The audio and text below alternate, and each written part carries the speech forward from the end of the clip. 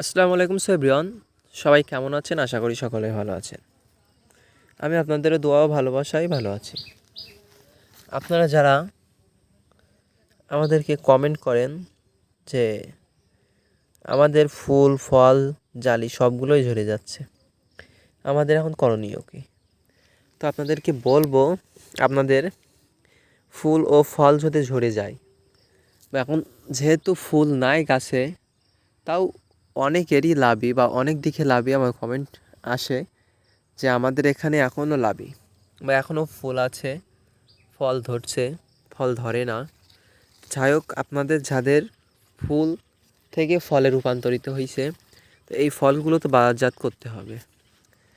তার কারণ আপনি আপনার গাছের গোড়াটিকে সুন্দর মতো করে, এই যে সুন্দর মতো গোল করে প্রথম ফাপড়া দিয়ে খুঁড়ে রাখবেন।